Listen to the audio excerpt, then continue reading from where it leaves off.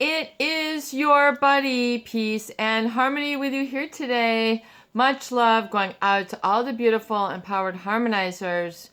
And we're zooming in and focusing in on a great viewer question, and that is, how do you handle situations with a very difficult person, with someone who is trying your will? They're basically, you're at the end of your rope and you're trying to deal with a very difficult person. And this person, you might have a history with this person from the workplace or from a marriage or a sibling or your own children. Someone who is sort of has a pathological sense of self-importance. They're the drama queens, the drama king. They're always trying to sort of control situations. They can be negative because of the undue attention that they try to draw to themselves. And they capitalize on situations where you would like to be able to feel normal. You would just like to be able to carry on, not feel agitated. And there's a part of you subconsciously that becomes automatically triggered and unhappy around these very difficult people. What makes people difficult is to understand that there oftentimes is an ulterior motive of manipulation. They're trying to control the outcome of a get-together, an event, a conversation. They're always trying to control so that they are always looking good. They're getting the attention. They're getting the applause. They're getting the screams. They're getting the eye contact. They're getting all the hugs. They are taking it all for themselves. And everybody else just kind of pales in comparison and is less important, and they will definitely go out of their way to give you the impression that you are less than. They don't mind making a quip, a comment, a look, and ignoring that lets you know that you are not all that. You are unimportant. And this can be extremely hurtful, and it does tend to seep into the old brainstem, the subconscious mind, where you are really sort of your driving force. All of your automatic processes, including the images of this person, are stored. So it is just a quick recap that you have basically three brains. You've got the subconscious mind, the brainstem, which is millions and millions and millions of years old, that have been formed through evolutionary process. Then you've got the limbic brain, which is the emotional brain, which is really the storehouse of your emotions, your feelings, your energy in motion. And then you've got the prefrontal cortex, which is the newest brain, perhaps 100 to 2,000 years old, which is the seat of logic and reason. It is, where a lot of your consciousness, your decision making is ultimately sort of run through. But there's a lot of decision making and behaviors which is in that really old limbic system, the fight or flight brain, where you've got your fear response is set in that subconscious. And it is to heal and to really deal with difficult people is to understand that your subconscious has stored images of this person, as well as influencing the limbic brain and of course the prefrontal cortex.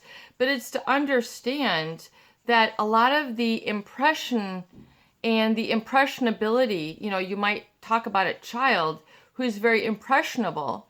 So in other words, their logic and their emotions haven't really been tested or utilized or trained to avoid specific situations. Like you hear about an impressionable child who is wanting to go the wrong way because they absorbed either a lot of negative energy or they were predisposed and vulnerable to manipulative or, individuals who had a stronger upper hand, were extremely, manipulative and, had an ulterior motive to get this person to go along, do their dirty work, or just be sort of, like their supply. In other words, the people who they could hang out with and just sort of push around, push their buttons, Get them to jump when they said jump. Get them to squeal when they said squeal.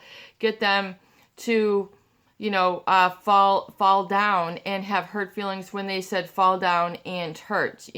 So there's people, what I really feel is who have impacted that subconscious area of the brain through negative images and spark that fight or flight on too common an occurrence. In other words, that old limbic brain and the old brainstem, which is the seat of your subconscious, has been programmed and has been conditioned to stay in a hyper arousal and fight or flight lifestyle and feeling then, which is always hyper aroused and agitated. And then this then breeds this social anxiety, this sort of trepidation and fear, this very unpleasant feeling day in and day out. It has been programmed through the images, particularly of these very difficult people who are manipulative in nature, be it narcissistic, psychopathic, sociopathic, those individuals who have, used you, played you for a fiddle, who have done you wrong, who have done you dirty, who have taken advantage and taken, too much out of you, and you're still sort of seeing them, or you're still replaying them in your mind's eye. And you've got the ruminations, the sort of intrusive thoughts, the agitation, which becomes like the new normal for you. And others then are sort of coded with this similar image. In other words, you begin to globalize this image. In other words, all people are not to be trusted. All people just want to take from me. So there's this sort of the prefrontal cortex, which then is really your reason and gives you the ability to plan for your future and look ahead to things and look forward to things, is sort of, run amiss, run askew. The waters are dirtied, in other words, from the lower automatic centers, which, like the subconscious brain, is also running your heartbeat, your breathing, all the unconscious processes which take place in the trillions and trillions of trillions, just so, already through just even the short amount of time that we've watched this video, your subconscious is always on. So we talk on the channel about priming, which means helping to reprogram that subconscious mind, that fight or flight, which has been hyper triggered and hyper aroused to enter into that fight or flight, that constantly coping, hyper alert, hyper aroused, fighting for your survival, fighting for your needs, fighting for your survival needs, to belong, to be accepted, to be able to defend yourself, to protect yourself, to fit in, to adjust. And so the fight or flight, if you kind of look back historically in your relationships, and perhaps when you were impressionable, either as a young child, a teenager, a young adult, you can see where then how, and sort of look at the days of the open door. In other words, when were you impressionable? When were you subject to these images? And understand, what do these images look like? What does the gremlin look like? What does the monster look like? Especially on an image, a picture. So the picture might be still, it might be moving for you, it might be a male, it might be a female, it might look like a gremlin, it might look like a gnome, whatever it is. What is that time when you were impressioned or impressionable? A youth, a young one, a little lad, a little lass. When was this time, and what were the impressions that are deep-seated within you that keeps this fight or flight, this agitation, and kind of make life difficult? What does the image of the difficult person look like? How does it feel? And then what are your thoughts that then come across because of this? You make these sort of logical assumptions or conclusions, and it's part of that vicious cycle of the subconscious. So I feel it's very crucial when you're looking at healing It is to look at those times when you were impressionable and who were the players? What were the impressions? What did it look like? What did it feel? What did it feel like? And then furthermore, what was the message that you derived from that personally? This is like a personal lesson. This is a very important practice and exercise that I feel is important for you to uproot those lessons learned, those images, those subconscious, sort of really deep-seated hallmarks, which are then sort of imprinted and impregnated in your life, which have then given birth to a lot of other than subconscious images that were laid down on that track. Also feelings that were laid down, and then the decision making in that whole fight or flight process, and the self-preservation, self-protection process, the survival process. What keeps you, what is that loop playing for you, like, a continuous loop that's playing like music in an elevator or wherever you might hear these loops. And how can you identify the images? Begin to know what those images are. And they might be painful, they might be scary, they might be way back when, they might be like, oh my God, I didn't realize that was my image. And it might be very uncomfortable, it might, you might even see a thread of continuity where, this feeling then comes up again. The image comes up again. The programming comes up again. In other words, it affects your studies. It affects your eating. It affects your reading. You might find, here it goes again. This is it for me. This is my trigger. This is where I can't move through. This is where I get the block. This is where I get the writer's block, the love block, the boyfriend block, the girlfriend block, the work block, whatever it is. Identify that block for you and what is it that is stuck in keeping you in that very rudimentary primal aspect of living where you're sort of stuck on survival. You're feeling like something in your life is missing. You feel abnormal. You feel isolated. You feel shut out. It's because there's something in that subconscious that's keeping you stuck in black. There's an image. If you look, and we talk about the power of images and how important it is to prime the subconscious for the positive. However, also, it's very important to uproot and yank out those negative images, which you're like still hanging on your fridge. You're still hanging in your workspace. They're still hanging in your car. The disapproval, the lack of acceptance, the lack of love, the emotional neglect. So what are those images for you? And can you get an image? Can you find this image and either draw it out? Can you find it in a magazine and cut it out? Can you look on the internet and find an image that is equal to this? And what is it? Why does it have such power over you? And I want you to do a little exercise, a little experiment for yourself. What is that really horrific, as bad as it gets, image for you? What does it look like? Is it homelessness? Is it sickness? Is it illness? Is it lethargy? Is it screaming angry? What does it look like? Get that image and I want you to cut that out and I want you to put that on your fridge.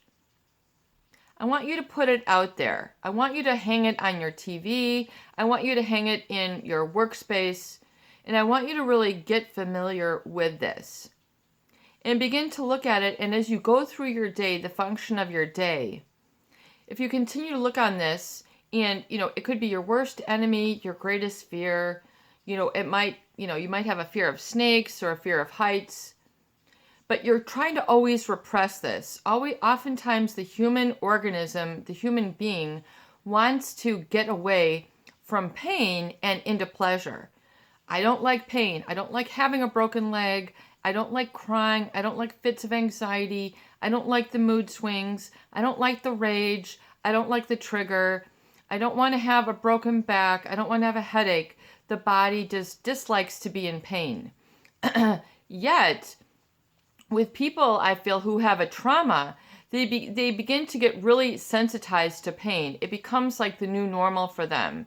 They're so used to pain that they carry pain around on a daily basis, and they haven't experienced sort of life in a calm body. They haven't been able to just be at peace, to really experience joy. There's always like the joy snatcher. Oftentimes the difficult person will be like, stealing or robbing them of joy, stealing or robbing them of laughter, stealing or robbing them of peace, of safety, of self, especially that self inspiration, that self generating inspiration. In other words, yeah, I really want to do that. And being able to plan and look forward, because it's very difficult to simultaneously be in fight or flight and feel threatened and feel, hated and feel love, and to feel that you can dream and plan for the future simultaneously. I mean, it's like oil and water, baby. It just don't mix. It's very difficult, like Albert Einstein says, to simultaneously, I'm not going to go to Albert Einstein, because, oftentimes these videos get flagged for, information that could be questionable. So we're not going to go there, or controversial rather. But it's very difficult to be simultaneously frightened and agitated and in the fight or flight, like you're running from a saber-toothed tiger. Remember the old brainstem, which knows fight or flight, which is like, yep, I know that's a scary creature. You don't have to teach me that. I can see that, a saber-toothed tiger licking its chops and, sharpening its teeth and is like looking like it's going to charge at me. No one needs to teach me in school that is a threat, that is dangerous. Difficult people are agitate and will set you up to feel in that danger, to feel fear for your life. To really at that really instinctual gut level. So it's very difficult to simultaneously be triggered and living in a constant state of fight or flight, which oftentimes people are living with these very people who endanger their lives because of their pathological jealousy, their lack of emotional intelligence or how to deal with people, be nice to people, and not be abusive. People who have experienced child abuse, emotional neglect, emotional abuse, verbal abuse, physical abuse, the torture and tormenting of pathological parenting, where they've been told horrific obscenities about themselves, that they're horrible people, and then they're expected to go on and then make it for themselves in the world. I mean, it's very difficult to simultaneously feel hated and loved and like you have a future. It's very difficult to be triggered and neutralize it. It's very difficult to sort of get it up that emotional ladder and evolve and alchemize and transmute into that positive. In other words, to become healed and untriggered. So really part of the goal, and really the everybody has their challenges, everybody has their difficult people, difficult situations. And it's important that you learn the process and the cause that's created this effect, and go to the cause to uproot it and to get those images out and have them in front of you, so you become used to, you get to know the very images. And as you do that and keep them in front of you, they will become less threatening, especially as you're more mature and as days go on and you identify your triggers and you have it in front of you, it becomes less threatening. It becomes processed. It becomes confronted. It becomes faced. It becomes dealt with. Peace and harmony. Why would I want to have a picture of this on my fridge? This is horrible. This is brutal. Well, if you keep that in front of you, you'll be able to get into higher order processing of this image. You will stop the repressing. You will stop this, pushing it down. Oh my God, it hurts. Oh my God, it hurts. Push it away. Push it away. I can't deal with it. As you get it out, you deal with it. You air your dirty laundry. Peace and harmony. I have too much dirty laundry. Well, then get out some of it one by one. Get to know your triggers. Get to know what is your dirty laundry. Do your own laundry. Do your own emotional work. Don't hand it off to somebody else to do it. Oftentimes, That is what a lot of the defense mechanisms are. Here, do my dirty laundry for me. Here, do my laundry. Here, do it, do it, do it. It's too much. You want to hand it off. Begin to say, you know what? I can do my emotional dirty laundry. I can do one thing at a time. I can do 4 pieces at a time. I can do one small piece at a time. If you have a lot of these, if you have a lot of these negative images, if you have a lot of these that are stored in your brain stem, which is set up in that fight or flight, and then keeping you away from then the next chain up, the positive emotions, then the positive reasoning, and then being able to dream and plan and look forward to things.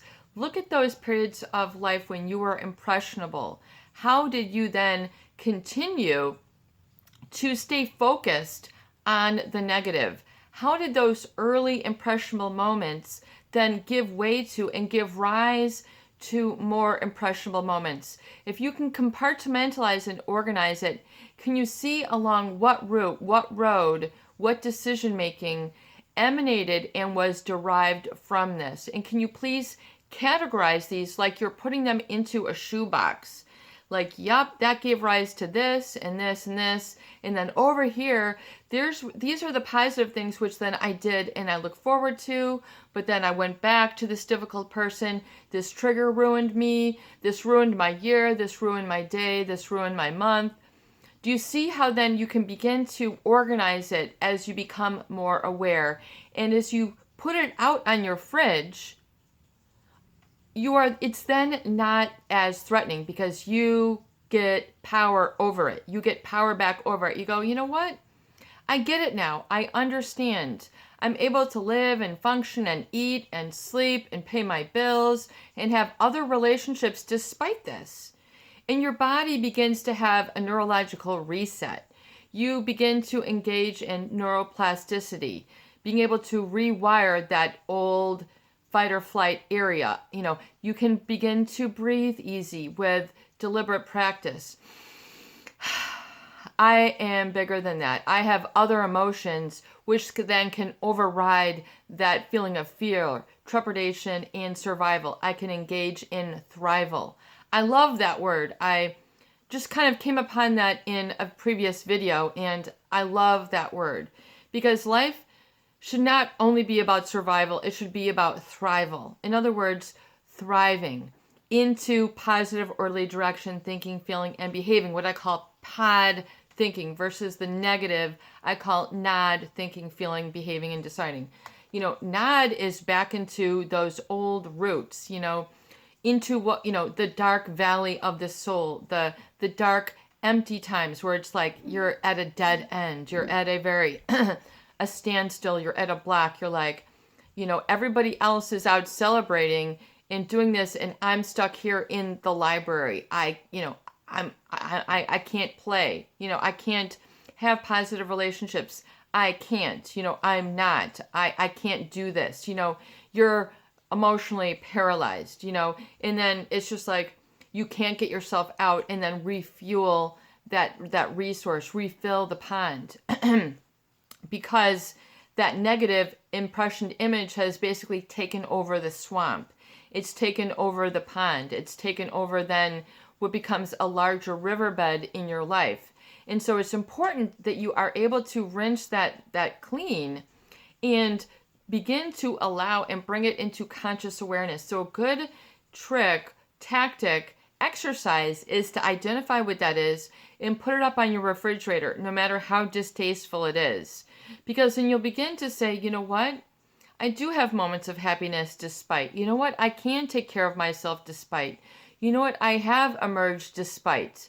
And then you're able to see how there's a lot of your body, your emotions, as well as that deep part of you that's been able to actually function despite. So you begin to get power over it. And you go, then when you really have spent enough time, you can begin to laugh and say, oh my God, that was so long ago. That was so hideous. That was so horrible. But I moved beyond it now. In fact, I'm so moved beyond it that I understand and I can fill in, along with that horrific image, a whole bunch of other positive images that can supersede and are alongside and are stronger than that. In other words, pictures of positive people, images of positive pictures of you, images of your accomplishments, images of your mentors, people in today, in the now, who you look up to and resonate and have helped you to make positive changes in your life, and have really are at that you can then prime, what we call priming the subconscious mind with images of the positive. And it might take a lot of time for it to feel like it's really taking root. It might try to be planted up, that lesson is aborted, I've abandoned it, I can't focus. The ground becomes wanting to not be able to put it in there. But with continued and larger images, in other words, it's very important for you to have positive art, positive phraseology. I love myself unconditionally. I have a wonderful life. Writing this out as well and putting this on your fridge. You're able to see then the control and the power that you have to make it be on, to live in thrival, not just survival. And you become acclimated, you become adjusted, you became able to process in sort of your everyday life, where you prepare your food, where you prepare your sleep, where you prepare your dream work, where you begin to then look ahead. And then how can you then become impressionable to the positive? How can you allow light to come in and make that a stable aspect of your life? That is what peace is. Peace supersedes all those impressions. The pleasure versus displeasure, that whole dichotomy, that whole, polar opposites, what life is about. How can this then override the pleasure and displeasure, and how can you look at that then stability within you, so you can have a stable, disinterest in that negative image. Despite that it's there, you're not triggered, you're not agitated. How can you develop neutrality and disinterest in that displeasure and begin to, continue to stay along the positive and not just go, whoa, but not become severely, extreme on these, but, how can this become then a stable element within you, where you've got the I am reprogramming through you, because you've then sort of put in the images then of stability. So that is really sort of looking ahead and how to really lay down that track, lay down and that fertile aspect of the subconscious, which is always in the now. How can you really groom that? Can you kind of image like, a rake going over sand or over small rocks, or for you, it might be, soil. What is sort of your foundation look like? Is it like a Japanese garden where you've really sort of got out all the sticks, you've got out all the different sized petals, and you've just sort of groomed like a Japanese garden where they might have a center and then they've combed that scene and it's very undisturbed. How can you get to that image of stability then within you that is receptive to the priming of the positive and continues to keep the slate clean? This is very important in terms of your healing, in your healing journey and moving forward, because you deserve to connect to that deep level and move forward in joy, in bliss, in peace, and in harmony. This is your buddy, Peace and Harmony, with you here today, and I hope that these videos do help. Please share and please subscribe for more great tools, videos, discussion, and support. Make it a thrival day.